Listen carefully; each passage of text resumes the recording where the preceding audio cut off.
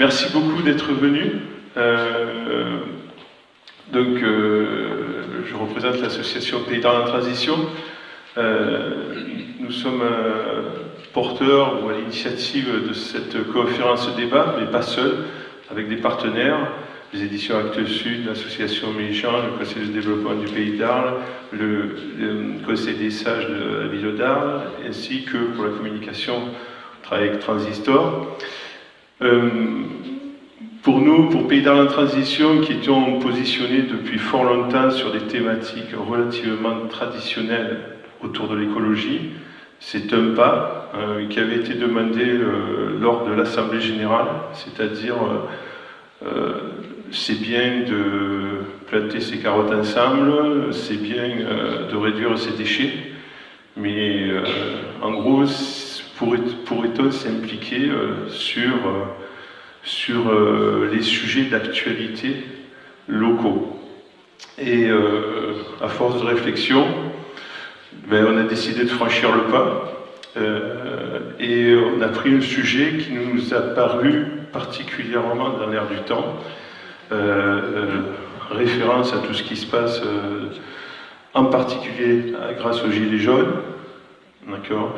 Donc ce besoin d'échange, ce besoin de démocratie, ce besoin d'ouverture se ressent de plus en plus. On a manifestement, au sein de notre association, mais également avec les partenaires, on sent que ce besoin d'implication du citoyen se fait de plus en plus prégnant. Alors, il ne s'agit pas aujourd'hui de dresser ou de faire un tribunal vis-à-vis de ce qui existe ou ce qui n'existe pas sur Arles. La question n'est pas là. La question, elle est plus de réfléchir ensemble, de voir ce qui se passe ailleurs, et ça a été l'occasion d'inviter deux élus qui vont nous parler de comment ça se passe par chez eux, comment ils s'y sont pris, c'est-à-dire pour pousser des idées, pour proposer des idées, pour intégrer quelque part ce qui est important pour la population et comment faire participer la population autant que faire se peut aux décisions de la cité. Il est clair que ce sujet est un peu glissant. Notre objectif pour Pays d'Arles en Transition n'est absolument pas de prendre parti. Et ça, on va être clair, c'est-à-dire que le groupe sujet d'actualité locale, puisque le groupe s'appelle comme ça maintenant au sein de Pays d'Arles en Transition, le but de ce groupe, c'est d'amener des éléments pour la réflexion. C'est-à-dire, on n'aura jamais un positionnement partisan, on laissera les divers points de vue s'exprimer. D'accord ? Et l'idée, c'est qu'à la fin, le public ait les éléments et des arguments pour réfléchir et prendre sa décision par lui-même.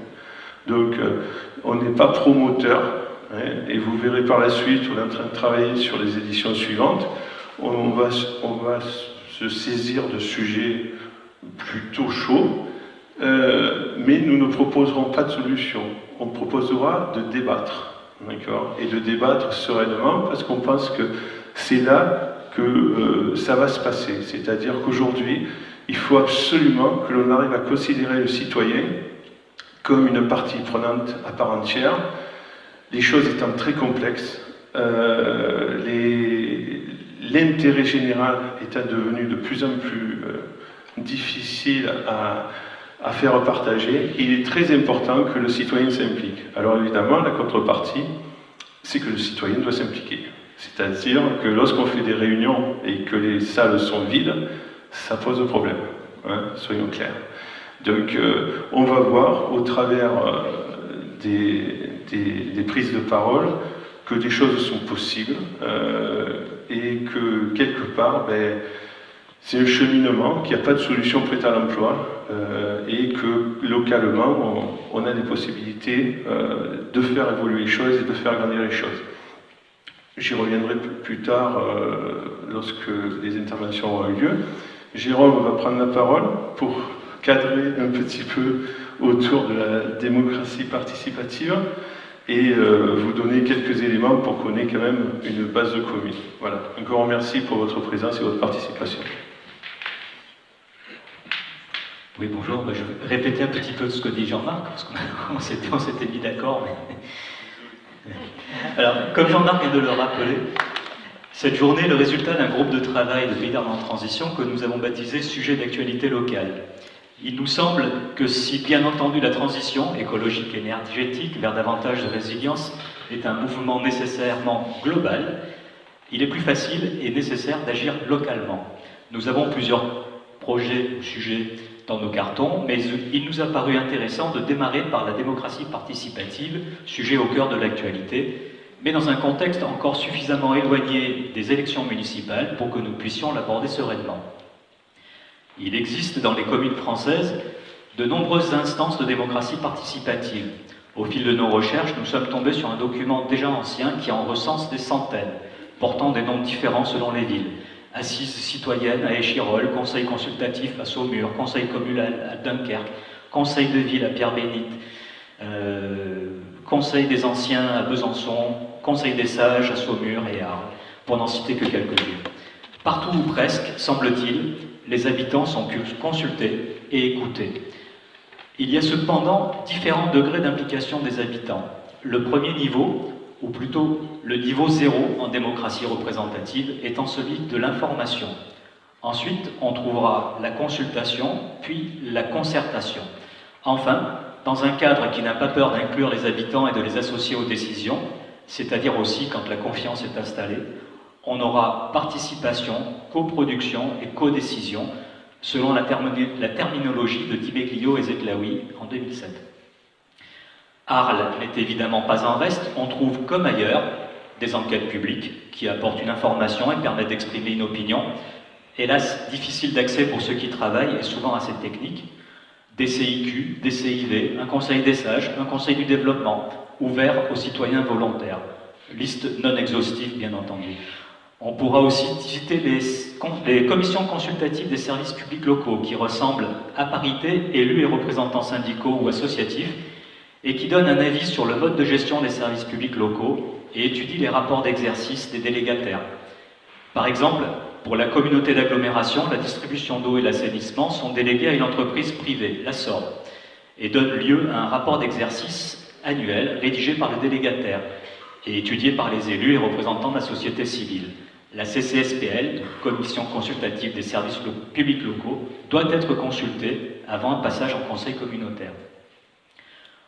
On regrettera cependant que toutes ces instances soient très discrètes et dans le meilleur des cas, seulement consultatives. On regrettera également, dans le cas du Conseil des sages, du Conseil de développement, le peu de travaux qui leur sont confiés. Nous avons là des instances regroupant des citoyens volontaires qui sont largement sous-utilisés. On objecte assez souvent, d'un côté comme de l'autre, que la technicité des documents, des décisions, est un frein à l'implication des citoyens. En effet, les membres de ces instances de démocratie participative ne sont pas des experts. Et c'est tant mieux. Dans le cadre d'une vraie démarche de démocratie participative, ils devraient pouvoir s'appuyer sur les travaux et explications des techniciens experts. Des experts qui auraient pour mission de rendre les documents et enjeux compréhensibles, de traduire les documents pour que les membres des conseils puissent apporter ensuite une opinion, un éclairage de non-spécialistes. Enfin, des espaces de démocratie participative pourraient, par exemple, aider à combler un peu le vide démocratique entre deux élections, surtout vis-à-vis de sujets qui n'existaient pas au moment de l'élection précédente. Prenons par exemple le cas de l'intégration du Pays d'Arles au sein de la métropole Aix-Marseille qui aura des répercussions conséquentes pour tous les habitants du territoire. C'est typiquement un cas où une information sérieuse et une consultation des citoyens auraient toute sa place. Bref, ailleurs, parfois, les choses se passent différemment, et c'est ce dont vont nous parler aujourd'hui nos intervenants. Édouard Chollet dans un premier temps, maire de Barjac, et puis Pierre Leroy, maire de Puy-Saint-André et président du pôle d'équilibre territorial du Briançonnais. Nous prendrons donc, comme l'a dit Jean-Marc, les questions à la suite des deux interventions.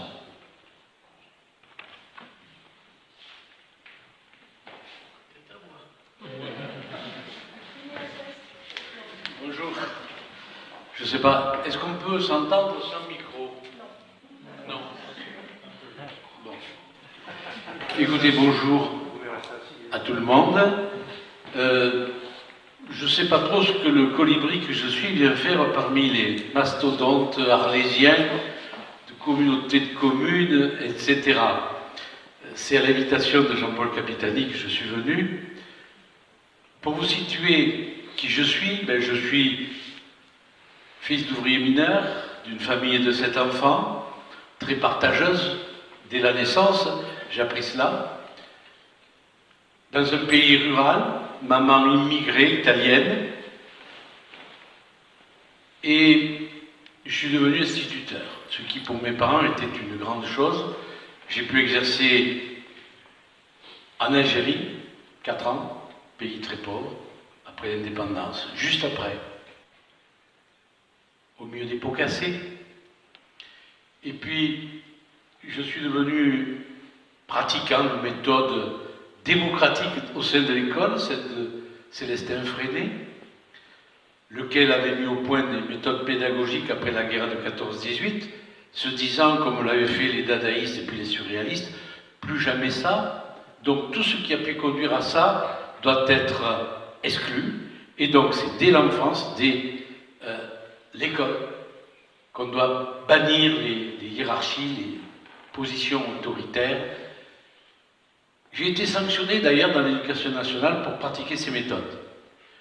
Plus tard, 15 ans après, on est venu me chercher pour être maître d'application, pour les mettre en avant aux jeunes normaliens.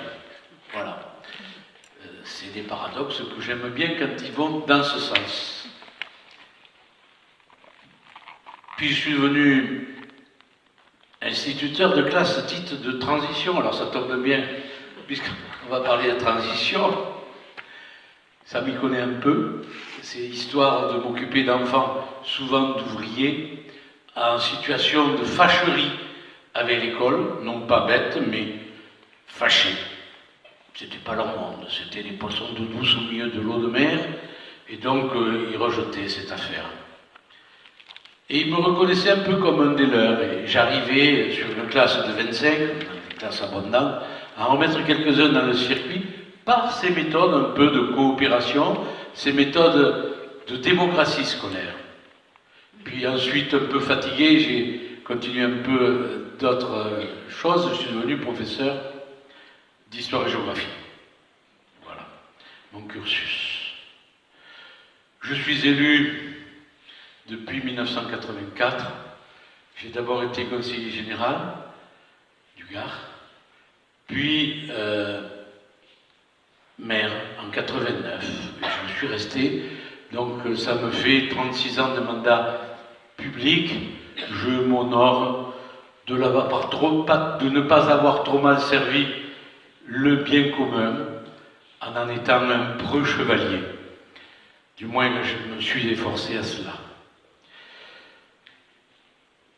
Barjac, terre de mes sévices, est ma terre de naissance. Ça se situe au nord d'Arles, à peu près 1h30, aux confins du Gard, proche de la grotte Chauvet, Vallon-Pont d'Arc, les gorges de l'Ardèche, région de Garrigues, village de 1613 habitants avant canicule, et puis au milieu d'une constellation de petits villages dépourvus de services publics, de services au public, dépourvus d'écoles. Et donc mon bourg est devenu un petit centre.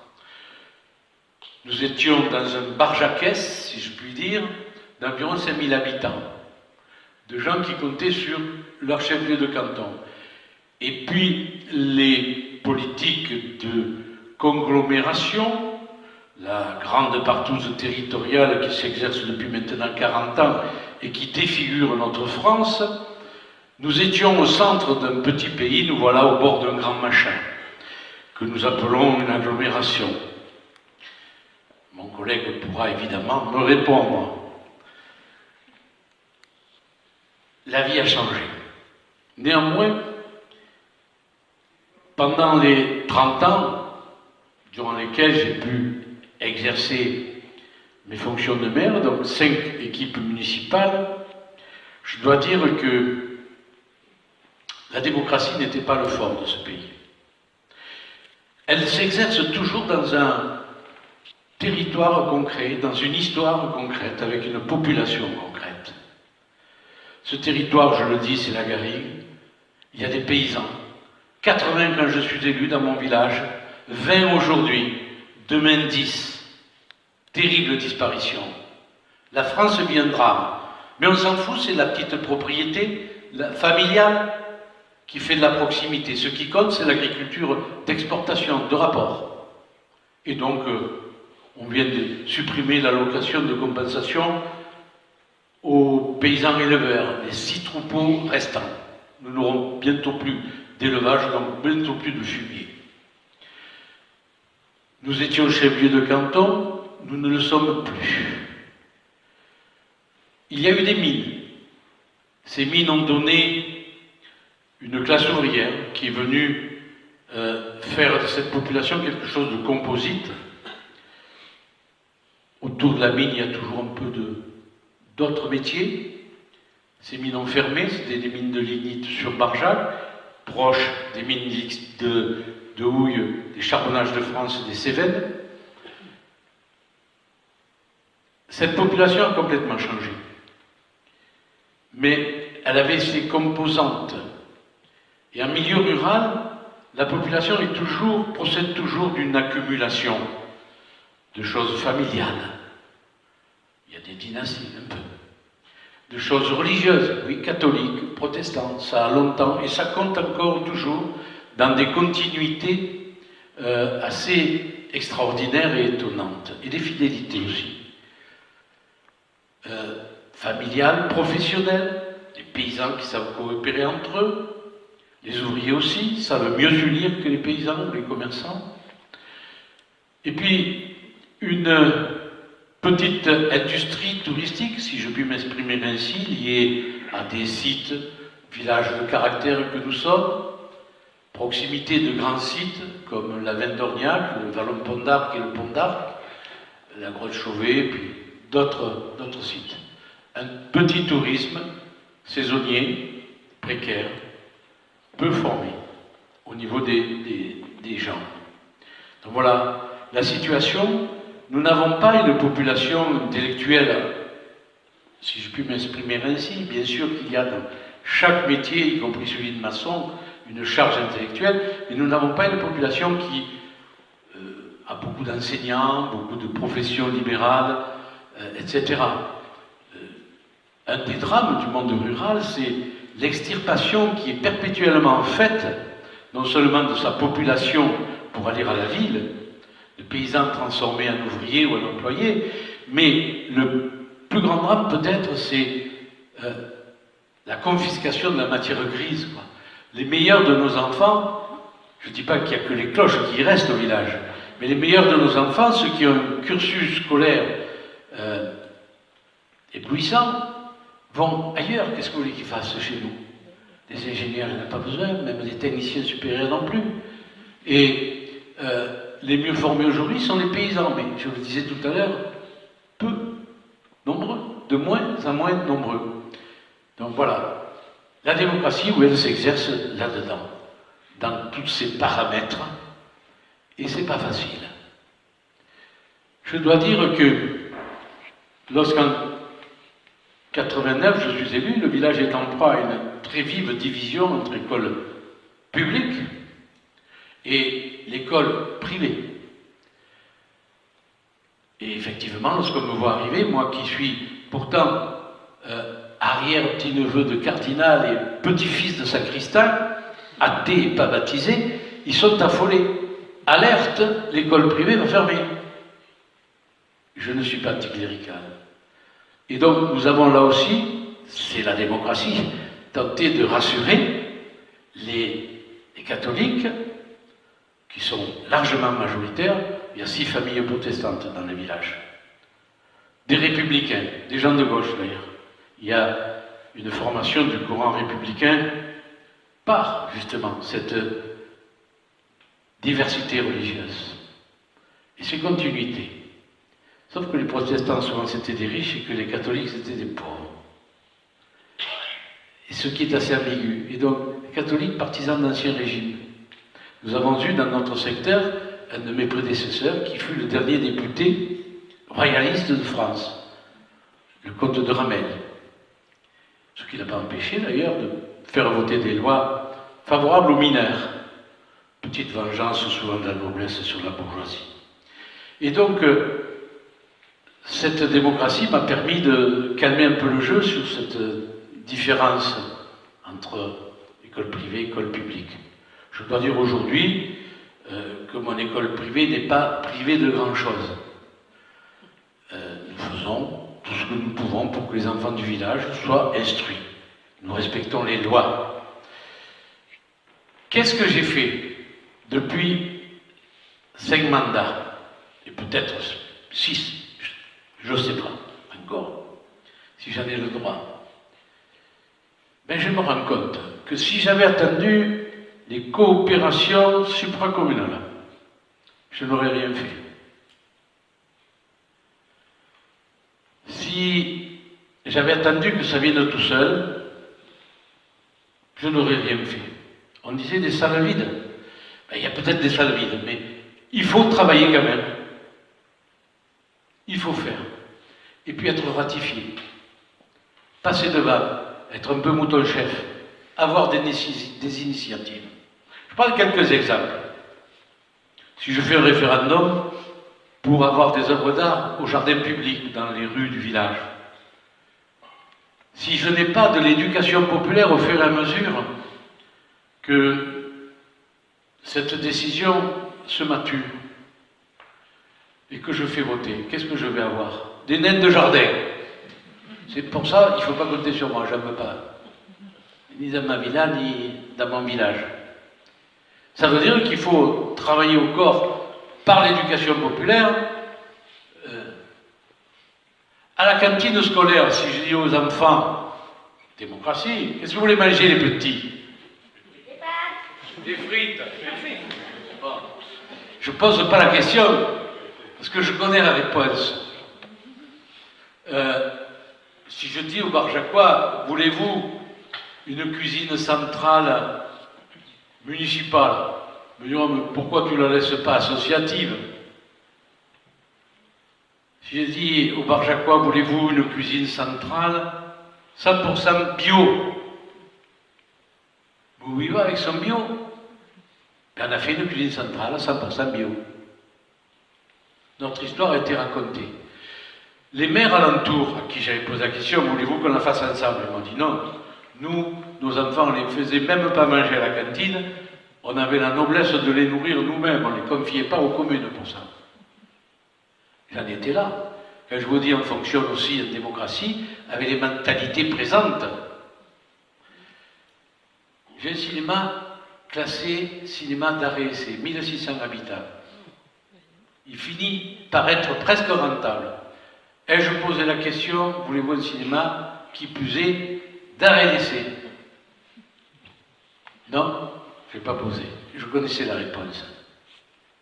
Souvent d'ailleurs, les référendums, ceux qui posent la question, connaissent la réponse et veulent la réponse. Il y a quelques suicidaires comme De Gaulle qui posent des questions qu'il n'aurait jamais dû poser. Et ainsi de suite, je viens avec... Quand j'ai l'assentiment de mon conseil municipal, c'est déjà pas mal. Déjà, quand ils sont tous présents, c'est bien. C'est 19 personnes, au moins, qui font un peu de politique dans mon village et qui participent d'une démocratie. Je m'efforce d'ailleurs que les choses soient décidées en conseil municipal. Mais avec leur fichue supracommunalité, maintenant, tout se passe au loin et au haut. Et alors là, par exemple, on vient d'augmenter les poubelles au haut et au loin. Évidemment, c'est facile quand vous êtes en haut, comme le corbeau, et au loin, vous n'êtes pas saisissable. Vous augmentez comme vous en avez envie. Hein. Personne ne vous tire par le pantalon quand vous allez chercher de la viande ou du pain dans le village. La démocratie, c'est rencontrer les gens comme ça, hein, faire ses courses, les entendre. Et donc, ils prennent allègrement une décision. Un point de fiscalité. Qu'est-ce que tu te fais voir pour un point de fiscalité?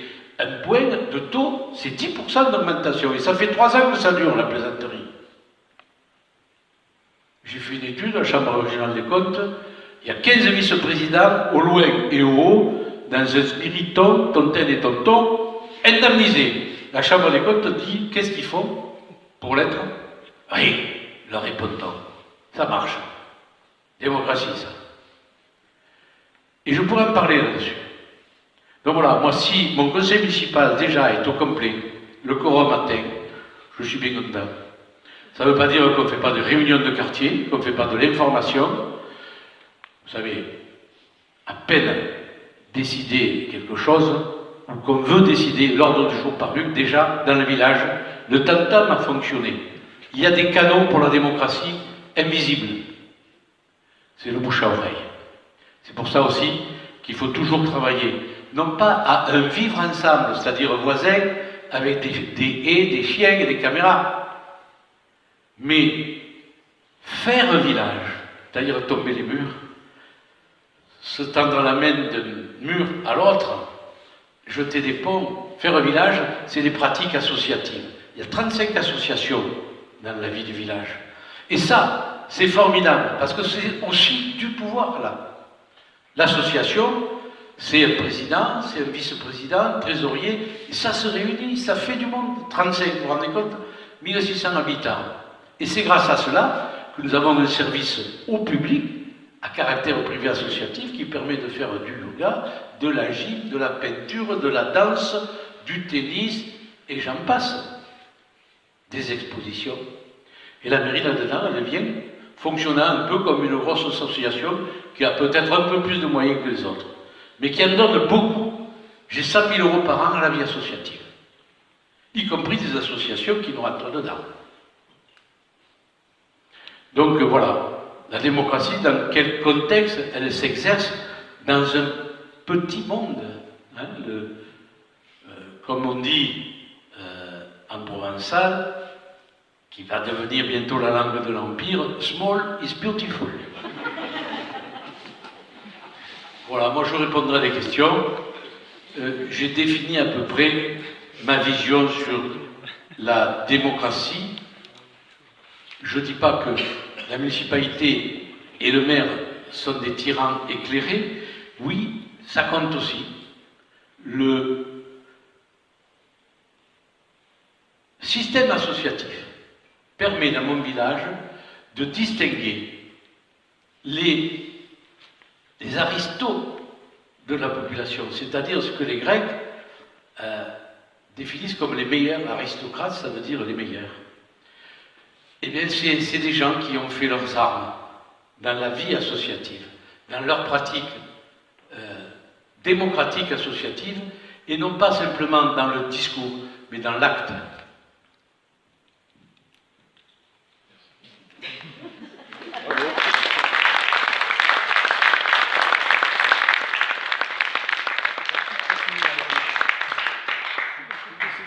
On vous remercie beaucoup pour votre prestation éclairante. On va passer la parole à Monsieur le Roi pour la deuxième intervention. Merci, Monsieur Cholet. Bonjour à toutes et à tous. Merci de m'avoir invité. C'est toujours un plaisir de venir à Arles. C'était l'occasion de voir mon ami Jean-Paul et puis de venir discuter aussi avec vous parce que j'ai fait à peu près la même chose avant-hier. À Briançon, il y avait 150 personnes et on a parlé des mêmes sujets qu'aujourd'hui. Sachant qu'en général, on me demande plus d'intervenir sur la transition écologique que sur la transition démocratique. Mais en même temps, les deux choses sont très liées. Vous allez voir qu'en France, il y a une grande diversité entre ce que vient de dire mon collègue et puis ce que je vais vous raconter. C'est des histoires qui sont très différentes, sur des territoires très différents. Et vous, vous êtes encore sur un territoire extrêmement différent des deux nôtres. Donc c'est pour ça que ça va être intéressant de pouvoir discuter ensemble. Je vais donc rapidement vous présenter le territoire pour que vous compreniez à peu près d'où je viens, les actions qui ont été menées, les projets qu'on a demain, mais à travers ce fil conducteur de cette démocratie participative et de cette démocratie représentative dont on a pas mal parlé à l'instant. en préambule, quand même, s'il y en a qui ont envie de prendre des notes, il y a des collègues qui ne sont pas là, mais qui auraient très bien pu être là aujourd'hui, qui ont vraiment travaillé ce sujet de la démocratie participative. En l'occurrence, moi je pense à Jean-François Caron, à Los Angeles. Donc je vous conseille d'aller voir sur Internet, d'aller voir les bouquins de Jean-François. Il y a Joe Spiegel aussi, à Kingersheim, qui a fait des choses assez étonnantes. Il y a son voisin Ungersheim qui a fait aussi des choses très très intéressantes. Puis il y a plein de petits villages de communes qui travaillent sur ces sujets-là. Dans le bouquin qui est à l'entrée, vous verrez, il y a un bouquin qui s'appelle « Ces maires qui changent tout ». Là, il y a le maire de Trémargat aussi en Bretagne. Il y a la Bio-Vallée, il y a aussi la communauté de communes du Méné. Donc il y a plein d'endroits où il se passe vraiment des choses intéressantes. Ça vaut le coup d'aller chercher un petit peu d'autres façons de faire. Et pour ça, Jean-François Caron à Los Angeles, encore une fois, moi j'ai appris beaucoup de choses grâce à Jean-François. Je ne vais pas parler de transition écologique, enfin si, je vais en parler à travers les projets. Si vous voulez en savoir plus sur ce qu'on a fait, il y a 2 émissions, il y en a une sur France Culture que vous pouvez encore télécharger et une autre sur Radio France Internationale. Vous avez France Culture Pierre Leroy ou Radio France Internationale Pierre Leroy et vous avez 2 émissions d'1 heure qui vous parlent des projets qu'on a réalisés sur les territoires.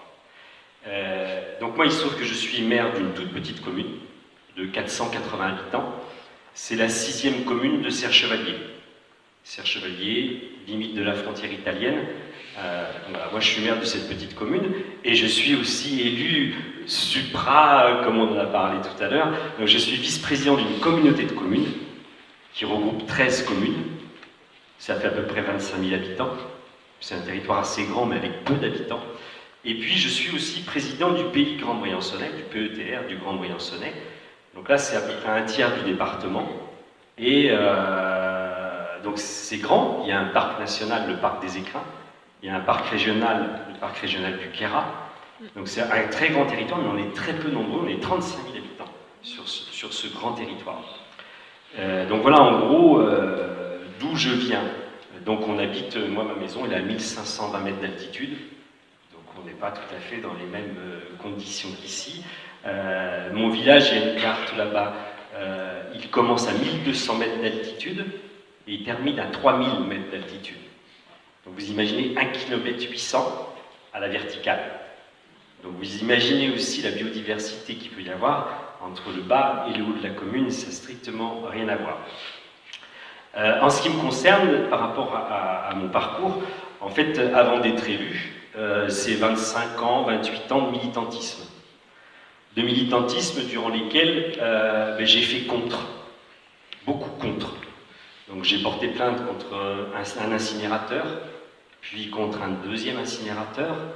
J'ai porté plainte contre un altiport, un espèce d'aérodrome en altitude fait sans permis de construire par le député maire, Patrick Ollier d'ailleurs, que vous connaissez peut-être, qui maintenant est à Rueil-Malmaison.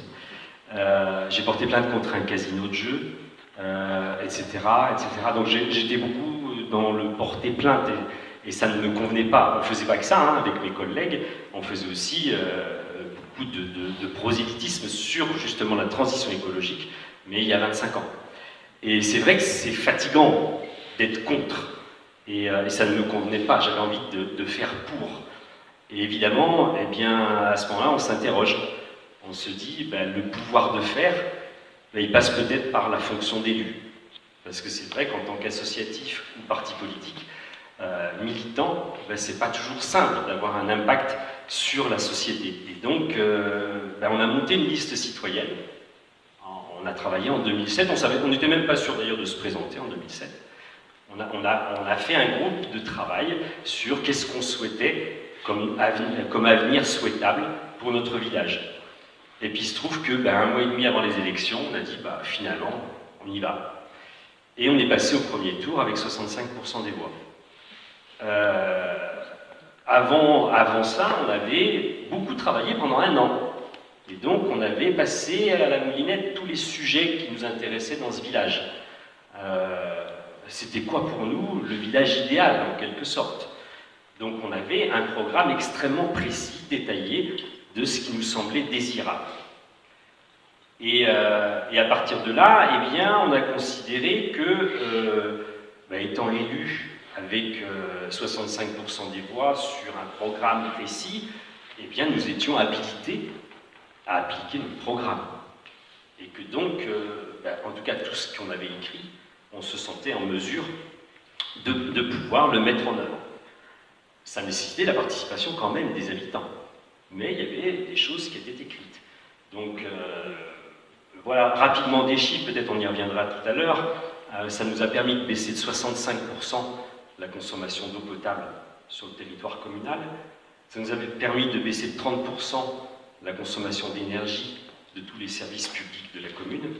Ça nous a permis aussi de produire plus d'énergie que ce que consomme la totalité des habitants, grâce à la création d'une société avec les habitants. Ça nous a permis de planter on en est à 12 000 arbres sur le territoire. On a créé une réserve naturelle régionale de 600 hectares.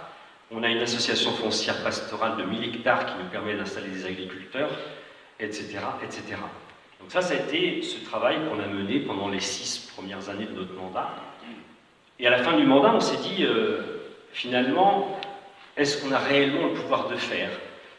Et l'ensemble des élus a dit oui, c'est clair, on a le pouvoir de faire et on souhaite continuer.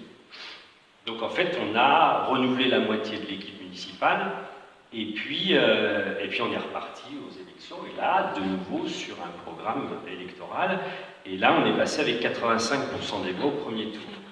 Donc du coup, on s'est dit, ça veut dire que finalement, ce qui a été réalisé a convenu. Et donc, on peut aller plus loin. Donc je reviendrai plus dans le détail, mais comme je vous l'ai dit, sur l'eau, en tout cas, eh bien, on a fait ce qu'on devait faire. Sur l'énergie, on a sollicité la population, parce que sur le programme, il était dit que nous voulions que l'énergie soit publique, citoyenne, renouvelable et locale. Donc en fait, un mois après avoir été élu, on a réuni les habitants, et ils sont venus. Il y a eu 40 personnes quand même présentes, sur un village de 480 habitants, c'était pas si mal. Et on leur a dit, voilà, nous on a envie que l'énergie soit publique, renouvelable, c'est bon. Et ils ont dit, bah oui, on est d'accord. Mais pour ça, on a besoin de vous.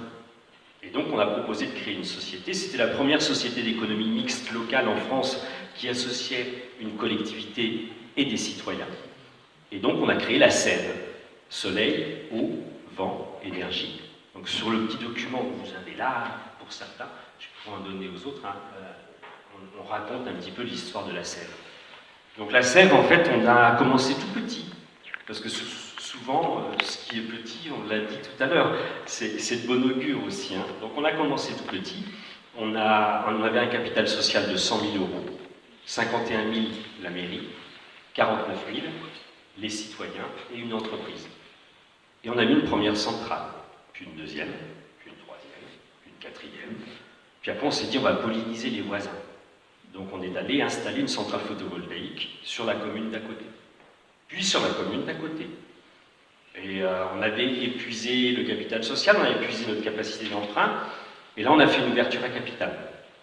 Et rentré à la Sève, la communauté de communes, et puis notre commune, et puis notre commune, d'autres citoyens, d'autres entreprises. Là aujourd'hui on a 18 centrales photovoltaïques qui sont reliées au réseau, et on a un chiffre d'affaires de 160 000 euros. On a distribué des dividendes 4 années de suite aux actionnaires citoyens et aux actionnaires publics. Et là, on a 2 études en cours. Normalement, l'année prochaine, on aura notre première centrale de turbinage d'eau potable, c'est-à-dire sur une conduite d'eau potable qui fait 300 mètres de chute. Nous, on enlève les brises-charges. C'est des petits bâtiments en béton qui brisent la charge. Il y a tellement de pression dans les tuyaux, nous avec 300 mètres de chute, qu'on brise la charge. Donc en fait, nous on les enlève, et à la place on met une turbine Pelton, ce qui fait que quand les gens prennent leur douche, ils produisent de l'énergie. Il ne s'agit pas de prendre la douche trop longtemps non plus, mais donc par ce système-là, on produit de l'énergie renouvelable et locale. Donc on est sur ce schéma-là, on a aussi installé un mât de mesure en éolien de 50 mètres, ça fait 1 an et demi maintenant qu'on prend la mesure du potentiel éolien. Sauf que ce mât de mesure, il est en plein milieu des remontées mécaniques. Tout autour, il y a plein de remontées mécaniques. Et là, au milieu, il y a un mât de mesure. Et on a installé 2 petites éoliennes de 12 mètres qui produisent d'ores et déjà de l'énergie reliée au réseau sur la station de ski. Ça, c'est pour l'énergie. Un point plus intéressant, en tout cas par rapport à la commande qui m'a été faite, c'est les deux petites maquettes que vous avez devant vous. Il y a, comme je vous disais, un certain nombre de sujets où on avait dit ce qu'on voulait faire.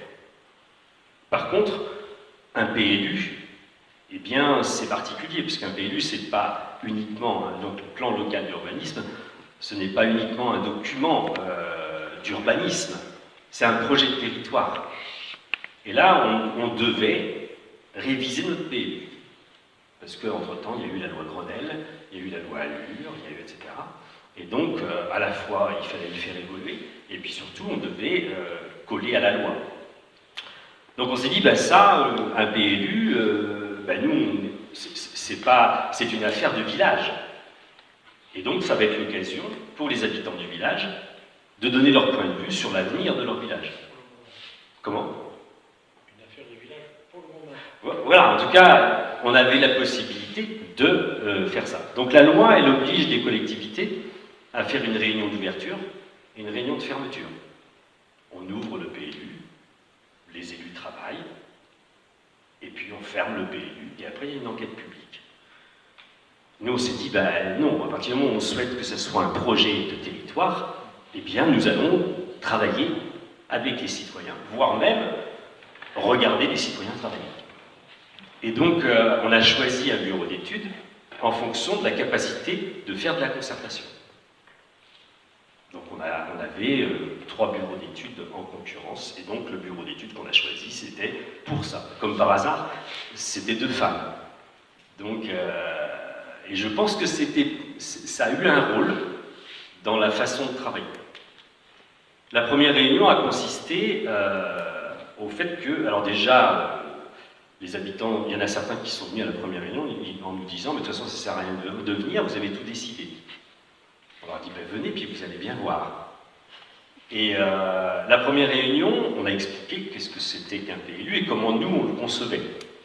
Et puis, le bureau d'études a expliqué l'intérêt de la loi Allure. Et là, ça n'a pas été anodin, c'était très intéressant, parce que les gens ont compris à quoi servait cette loi. Et là, en l'occurrence, nous sommes passés de 14 hectares à 4 hectares constructibles. Donc vous imaginez, ça fait un choc sur un village. Sauf que les gens se sont dit, oui, mais c'est génial, parce qu'on comprend pourquoi. Et on comprend l'intérêt de la loi. En effet, il y a moins de surface constructible, mais ça nous convient. Et à partir de là, les gens ont travaillé sur quel secteur de la commune serait constructible. Après, vous pouvez regarder les cartes là-bas, il y a plusieurs hameaux dans la commune, et là, les gens ont choisi les secteurs précis où il y aura des zones constructibles, en mettant plus de zones constructibles aux endroits où il y a des transports publics, et un peu moins aux endroits où il n'y a pas de transport public. Bref, ils ont fait tout un travail de prospective, de réflexion sur la constructibilité du territoire. Et ensuite, une fois qu'ils ont décidé les secteurs, une fois qu'ils ont décidé les surfaces par secteur, on a fait faire ces maquettes. Donc là, vous avez 2 petits quartiers où les habitants ont décidé que, c'est les maisons existantes qui sont là, et puis ils ont décidé que sur ce secteur, ça serait constructible. Donc on a fait faire ces maquettes, et puis on leur a dit un soir, eh bien, on vous donne des Legos, on vous donne des sparadraps de couleurs, il en reste un peu des traces, et à partir de là, vous allez faire le lotissement de demain. Sachant que vous avez compris la loi Allure. Sur ce secteur, vous avez compris qu'étant donné sa surface, vous avez l'obligation de faire 26 logements. C'est évident que si vous faites 26 maisons individuelles, ça ne va pas rentrer. C'est pas possible. Donc, vous pouvez peut-être faire des maisons individuelles, mais vous avez l'obligation aussi de faire du logement collectif. Pensez qu'il y a des canaux d'arrosage, il y a des chemins piétonniers, pensez aux espaces publics communs, pensez aux jardins partagés, pensez aux ordures ménagères, pensez, etc. Et donc, ils ont bossé toute la soirée sur chaque secteur, et c'est ce qui a fait le PLU. Donc on a eu au total 13 ateliers de travail, ça n'a pas été des réunions publiques, ça a été des ateliers de travail sur lesquels les gens ont construit leur village de demain. Donc Donc ça, c'était sur la partie constructible. Mais ça a été la même chose sur la partie agricole, ça a été la même chose sur la partie énergie renouvelable, sur tous les sujets en fait du village, qui concernent le village, les gens ont donné un avis et c'est ce qui a construit le PLU. Dans la réalité, les élus communaux n'ont quasiment rien fait. On a travaillé sur le règlement, là vraiment sur les règles d'urbanisme très précises. Même là-dessus, il y a eu un avis des habitants qui a été donné lors d'une des réunions d'un des ateliers. Donc en fait, la révision du PLU a duré 13 mois et demi. Il y a eu 13 réunions, une par mois. Il y a eu entre 20 et 60 personnes qui ont participé à chacune des réunions. Et l'enquête publique, il n'y a eu aucune remarque, rien, parce qu'en fait, les gens ont fait tout le travail préalable. Donc voilà, la démocratie participative, pour certains sujets en tout cas, a un intérêt. Et je pense que les gens y trouvent leur compte. Et ça leur permet aussi de comprendre les enjeux territoriaux, les enjeux communaux, de savoir ce à quoi sont confrontés les élus aussi, en termes de difficultés.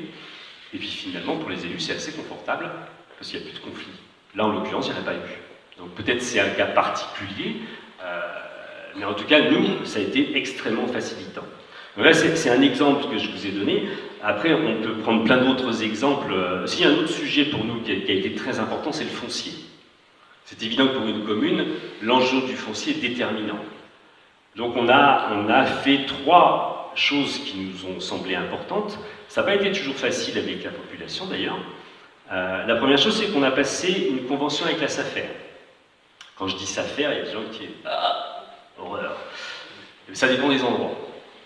Il y a des endroits où, en effet, c'est très compliqué avec les SAFER.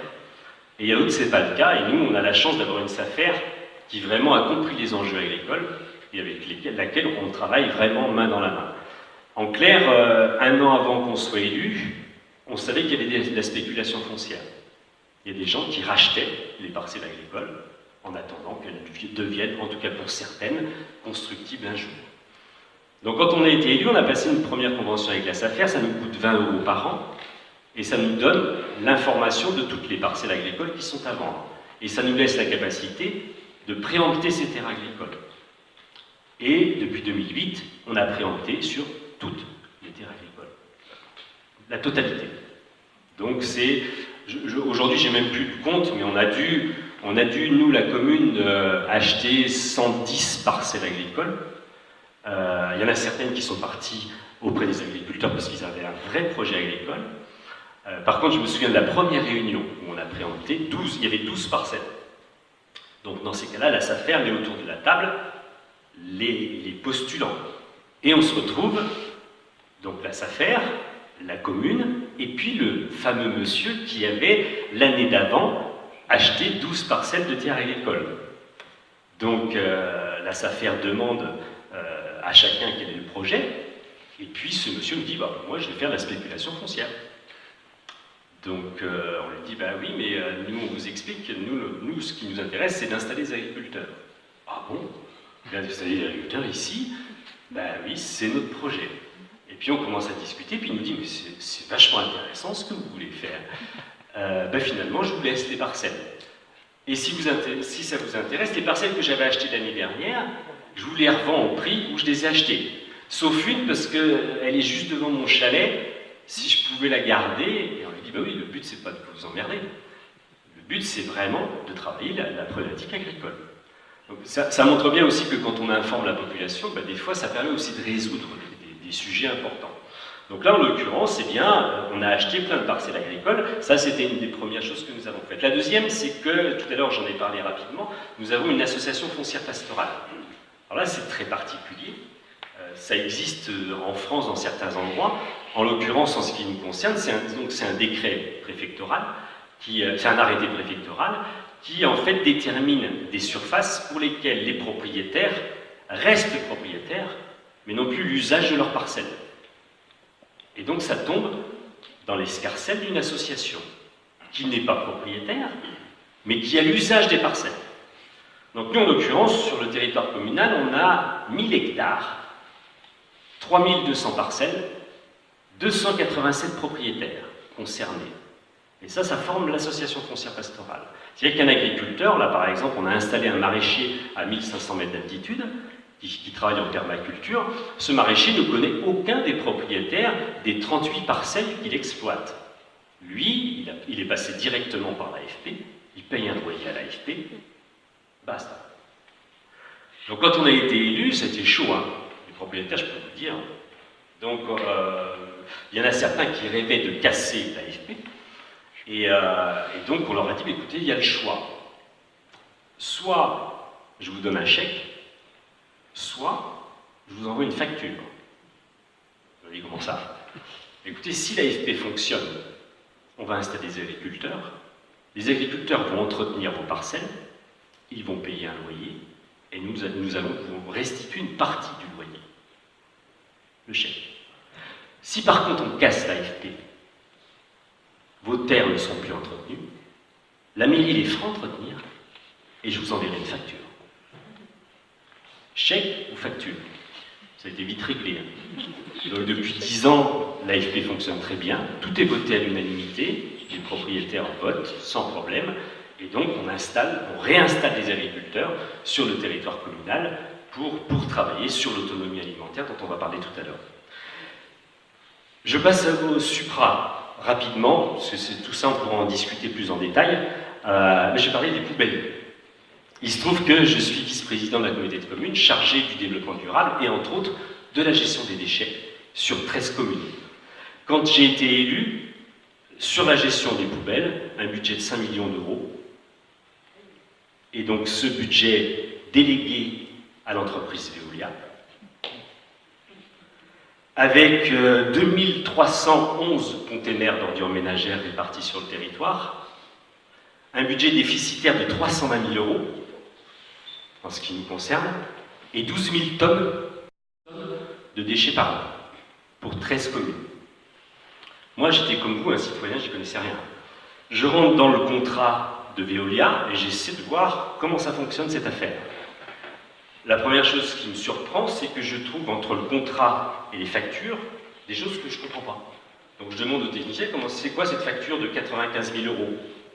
Il me dit, bon ben on va voir ça. Je vous rappelle, 2 jours après, il me rappelle, il me dit, ben, c'est une erreur. Je dis, ah bon? Mais c'est une erreur, c'est-à-dire qu'on n'a pas à la payer? Oui, c'est ça. Ah d'accord. Je dis, ben, heureusement que je vous en parle quand même. Et c'est la première fois. Ben, non, j'ai regardé, je suis remonté il y a 7 ans. Et en fait, tous les ans, on a payé. Vous êtes en train de me dire qu'on a mis 700 000 euros à l'entreprise Veolia, qu'on ne devait pas payer, c'est ça? Oui, tout à fait. Bon. Quand ça fait 15 jours que vous êtes élu, c'est un drôle d'effet. Hein. Donc là, ça a été la première lettre recommandée. Et puis, j'entendais des bruits comme on entend beaucoup en France, mais là, je l'ai entendu de la part de copains qui me disaient, quand le camion d'ordures ménagères il passe, eh bien, parfois il s'arrête devant les emballages et il charge les emballages. Non, j'y crois pas. Et puis un jour, j'ai dit, ben, je vais aller voir. Et donc, on a pris un véhicule banalisé à 5 h du matin et on a suivi les camions. On a fait 2 km 500, bingo. Donc je tape à la portière du camion. Je me présente, bonjour, Pierre Leroy, le nouveau vice-président chargé.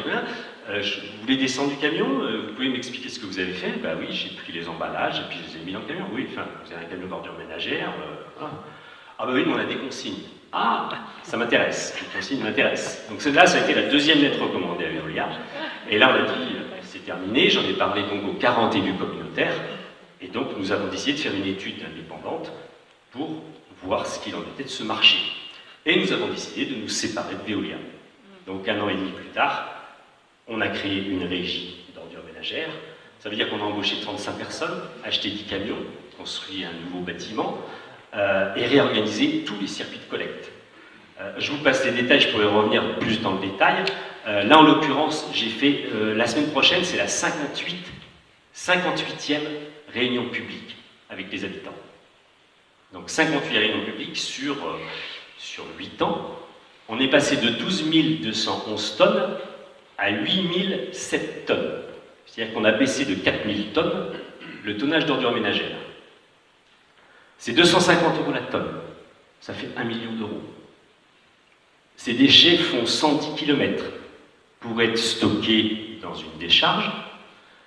sachant que vous savez que j'avais porté plainte contre les 2 incinérateurs, donc voilà. Et donc c'est 4000 tonnes en moins qu'on met dans ce site qui est à 110 km de chez nous. Donc je vous dis pas, ça a eu des impacts quand même conséquents. Sur mon smartphone, tous les mois, je reçois les tonnages qui baissent de 3% tous les mois, tous les ans, oui tous les mois, enfin par rapport au mois de l'année précédente, et on augmente de 35% le tonnage d'emballage de verre, de papier, de carton, pour lesquels on touche de la part de Veolia 500 000 € par an. C'est-à-dire que quand les gens font le geste de tri, on est payé.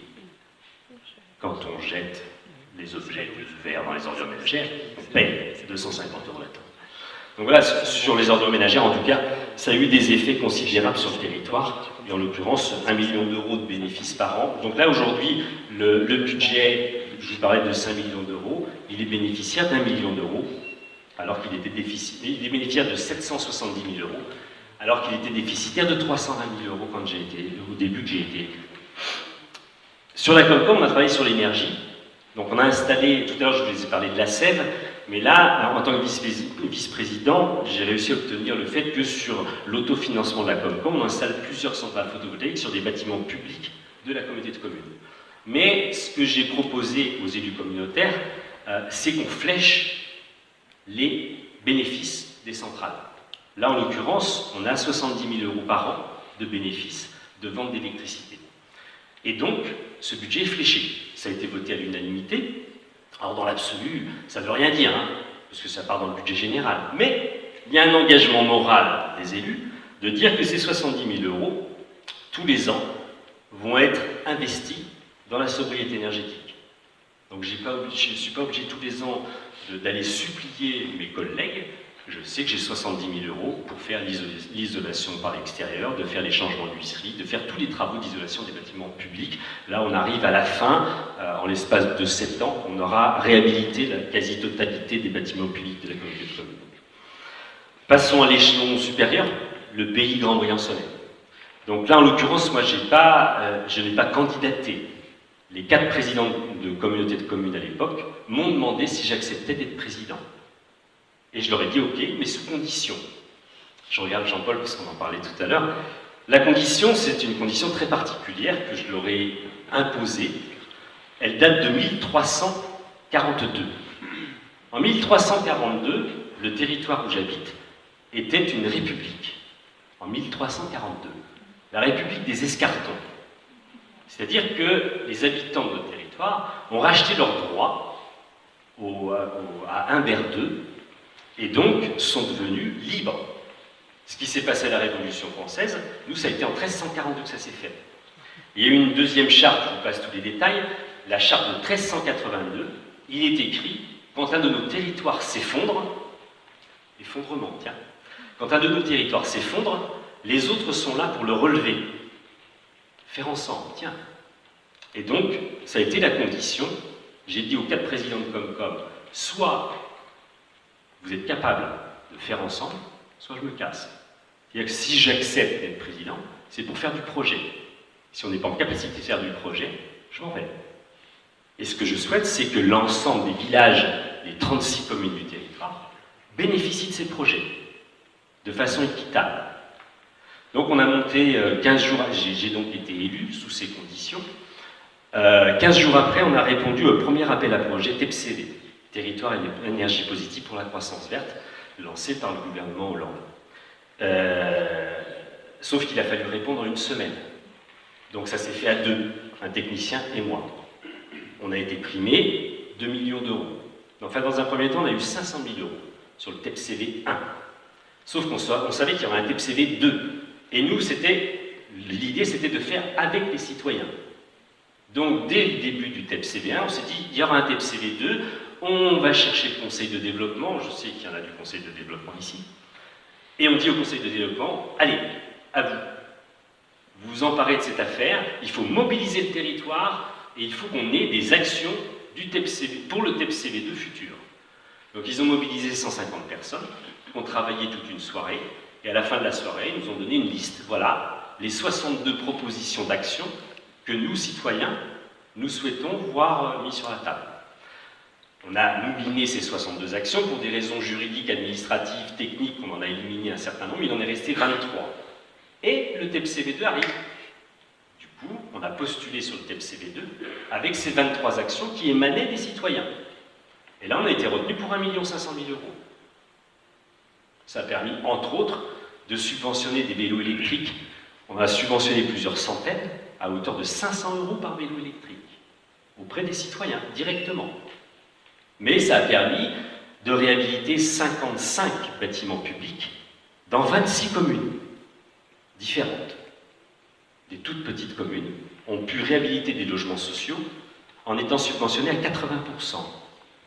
Ce qu'elles n'auraient jamais fait parce qu'elles n'avaient pas financièrement les capacités de le faire. Ma commune y compris, les logements, on ne les réhabilitait pas parce qu'on n'avait pas les finances possibles, et puis surtout, c'était les locataires qui allaient bénéficier de l'investissement en termes de charges, tant mieux pour eux, mais pour la commune, c'est pas simple ces affaires-là.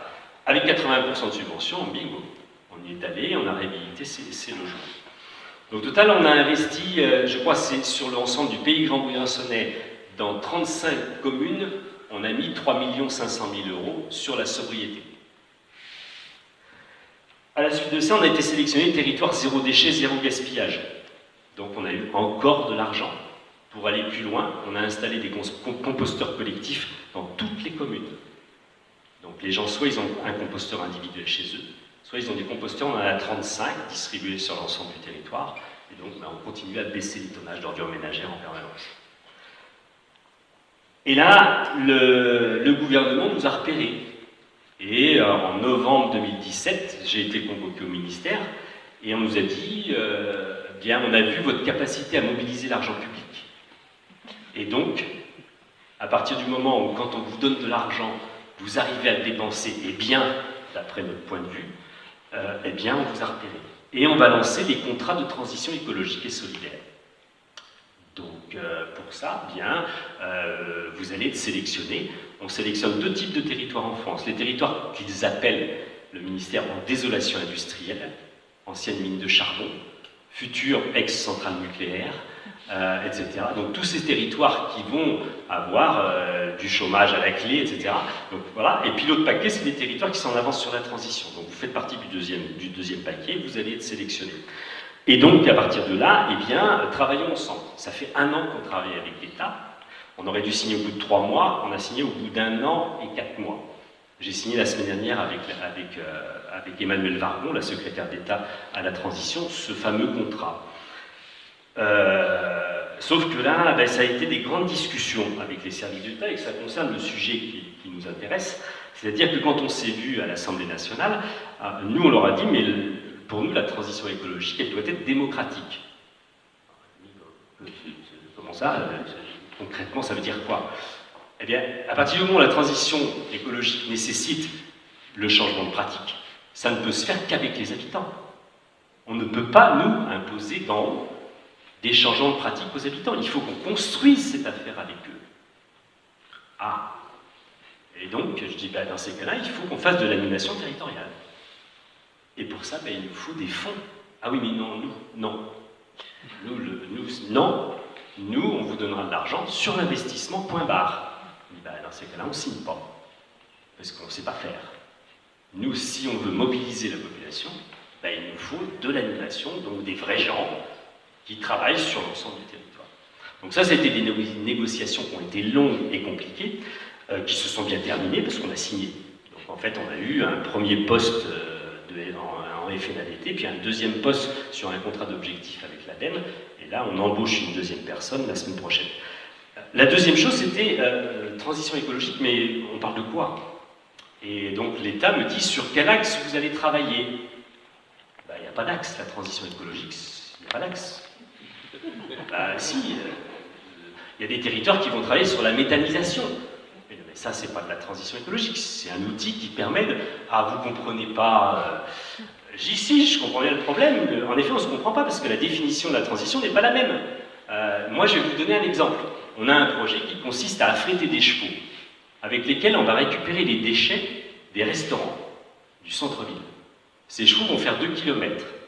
Ils vont dépoter ces déchets qui vont être compostés en partie, méthanisés pour une autre partie, pour chauffer des serres agricoles dans lesquels il y aura 15 personnes en insertion qui vont produire du légume, qui seront transformés dans une légumerie et une conserverie alimentée par le turbinage de l'eau du canal, et après retransportés à cheval à l'hôpital de Briançon. Donc si vous me demandez sur quel axe on va travailler, eh ben, on va travailler sur les déchets, sur le transport, sur l'agriculture, sur l'alimentation, sur l'insertion, sur le lien social, sur l'énergie, voilà. Ah ben oui, mais ça c'est pas possible. Ah ben oui, dans ces cas-là, nous on ne pourra pas signer. Et donc en fait, on est le seul territoire en France à avoir un contrat de transition écologique et solidaire. Et on est le seul territoire en France à avoir un contrat de transition écologique et solidaire avec 5 axes. Parce que nous, on dit, bah, nous, ce qui nous intéresse, c'est travailler sur les autonomies. On est un peu autonomiste avec la République des Escartons. On avait travaillé sur l'autonomie en 1340, donc on a envie de continuer à travailler sur l'autonomie. Donc l'autonomie alimentaire, l'autonomie énergétique, l'autonomie dans la gestion de nos déchets, plus le logement, et le transport et l'écomobilité. Donc voilà, nous, puis derrière, il y a évidemment le lien social et puis le faire ensemble. Ah ouais, du coup, ils ont accepté. Alors il y a un endroit où quand même on a dû négocier, et on n'a pas pu fermer toutes les portes, parce que nous, ce qu'on souhaitait, c'est montrer le contrat de transition écologique avec les habitants. Tout à l'heure, c'est ce que je vous disais. Mais il a fallu mettre sur la table pour pouvoir signer 15 projets qu'on n'a pas pu construire avec les habitants. Donc on a dit, bon, on va quand même un peu foutre le bordel, et avant de signer, on a organisé un événement avec Cyril Dion. Donc moi, je discute souvent avec Cyril sur pas mal de sujets, et donc on a dit à Cyril, voilà, on te fait une commande. Nous, on a besoin, malheureusement, d'avoir une tête d'affiche pour mobiliser la population. Mais on va faire un truc original dans 36 communes en même temps. Ah bon, comment tu veux faire? Eh bien, ce qu'on te propose, c'est qu'on fasse un événement dans les bars, dans les épiceries, dans les bibliothèques, dans les salles communales, dans 36 lieux, mais simultanés. On demande à tous les citoyens de se mobiliser pour organiser cet événement. Sur une clé USB, on met le film après-demain, donc les gens pourront voir dans 36 lieux en même temps le film gratuitement. Ensuite, ils peuvent bouffer ensemble, discuter de la transition, préparer des questions. Et ensuite, toi et moi, donc Cyril et moi, on sera au théâtre de Briançonnette, filmé en direct par la télé locale, renvoyé sur l'ensemble du territoire. Et là, les gens avec leur smartphone ou leurs ordinateurs pourront nous poser des questions en direct. C'est ce qu'ils ont fait. Donc on a eu 700-750 personnes dans 36 lieux en même temps. Et après, il y a eu peut-être 2000 personnes, on ne sait pas exactement, qui nous ont vus directement à la télé et qui ont donc entendu parler de la transition écologique et de son application sur le territoire. Donc voilà, j'ai parlé beaucoup, je crois qu'il est 16h15, donc maintenant, on peut rentrer dans le détail si vous avez des questions.